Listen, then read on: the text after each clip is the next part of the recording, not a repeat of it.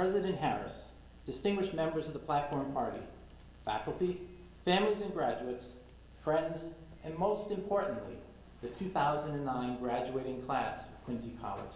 What a great day for you, the graduates of this Quincy College. For your families and supporters, this is your day. I am delighted to be here today to share this wonderful event with all of you. Let's hear how proud the families and supporters are of these graduates today with a round of applause. Let's hear it.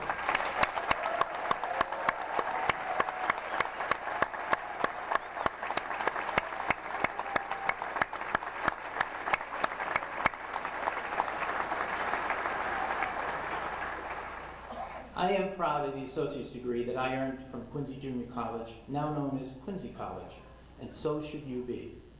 I prominently display that associate's degree on my curriculum vitae. Before I begin my remarks, I'd like to share with you my invitation to speak here today. When I was visiting Quincy College last fall, I met with President Harris and Governor Burton. During that meeting, President Harris asked if I would consider speaking at the May commencement of Quincy College. I immediately thought, what an honor it would be to speak at the commencement of my alma mater, Quincy College. Then I became a bit more pensive, cautioned President Harris that I thought she might be taking a big chance. She's never heard me speak in public before. She politely said that she had every confidence in me that I would do a good job. Then, like me, President Harris paused, and as college presidents often do, she gave me sage advice. She said, "Richard, I do have some advice for you. Please heed my words carefully." Then she said, "When you are speaking at our commencement, please be kind, please be brief, and then please be gone." So indeed, I will use my time here today with you wisely. I hope I aroused your curiosity with the title of my remarks. It's the dash that counts. Of course, I am not referring to the food spice, Mrs. Dash. What I am referring to is a variation on a small poem by Linda Ellis, entitled The Dash. And if you haven't read this poem, you should. It's easily found on the internet. Please recall that in history books, on tombstones, and other locations where people or institutions are remembered, that usually you will see two dates, a beginning and an end, an alpha and an omega, separated by a small dash, or in the case of Quincy College's recent 50-year anniversary, a dash signifying an interval of time. I find it interesting that as onlookers, we pretty much focus on the dates that are mentioned and completely overlook that small dash that separates the dates. Yet it's the dash where everything happens, isn't it? Take Quincy College, 1958-2008. 50 amazing years of service to the students of the greater Quincy area and beyond.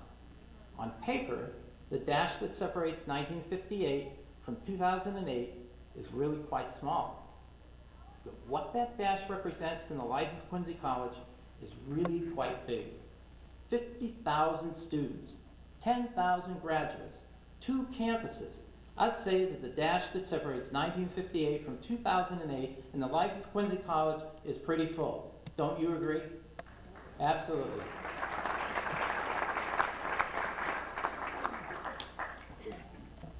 I am told by some, excuse me, that I'm filling up my dash pretty well. At the risk of sounding like I'm tooting my own horn, I'd like to share with you some of what happened in my life after Quincy College in order to make a point. I took my associate's degree from Quincy College and headed west to California, earning a bachelor's degree in chemistry at Chapman University. And as I stood in line, waiting my turn to graduate, I had a moment to think.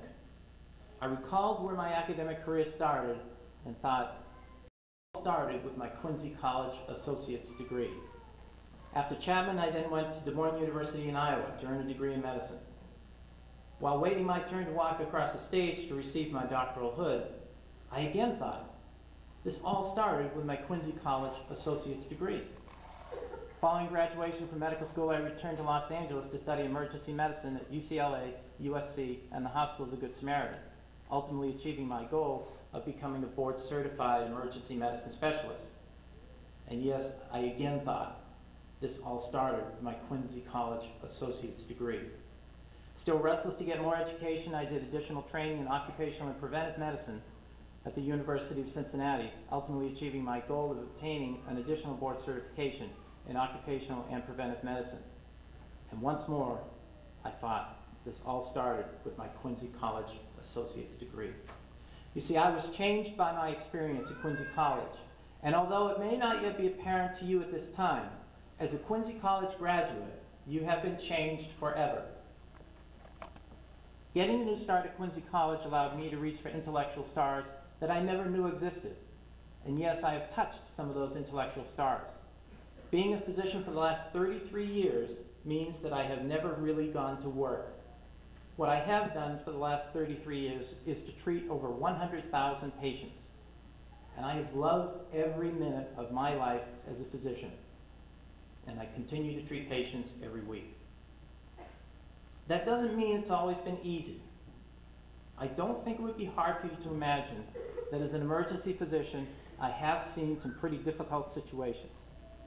But let me share one particularly gratifying experience with all of you. I was on duty by myself one afternoon when the ER suddenly exploded in activity. Paramedics came crashing through the ER doors. A heart attack victim landed on bed 1. In room 3, a patient in shock with complications of pregnancy. The rest of the 12 beds were quickly filling up with sick patients needing urgent medical attention. Yet, like us humans often do, I thought I had things under control. All of a sudden, the ER doors flew open again, and a woman screamed at the top of her lungs, "We need a doctor outside!"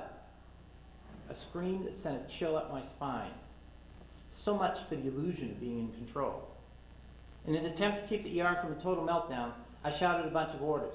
Bed 1 and IVs, bed 2 stat x-ray, bed 3 call the operating room, bed 4, bed 5, bed 6, and so on, until I had shouted orders to cover every one of the 12 patients in my ER at the time. I took a deep breath and ran out to a waiting car, where I found a woman lying on the back seat of her car, undressed from the waist down. The 15 or so onlookers standing around were paralyzed, not knowing exactly what to do. You can just imagine what that scene looked like. This poor lady was in active labor, trying to deliver a very premature 28-week-old fetus. As I examined the terrified woman, things went from bad to worse. The baby was still inside the mother, and as I did an internal exam, I discovered that the umbilical cord was wrapped around the baby's neck, not once, but twice. Things looked pretty grim. And without some fast surgical intervention, it was clear that this small baby would not have a chance to survive. I said a small prayer under my breath and did what was needed to deliver the baby. Yet the baby was blue at birth. No heartbeat, no breathing. Almost simultaneously with the delivery of the baby, I lifted up my shirt and placed this tiny newborn against the skin of my stomach for warmth. Warmth in the first few seconds of a newborn's life that can be more critical than oxygen.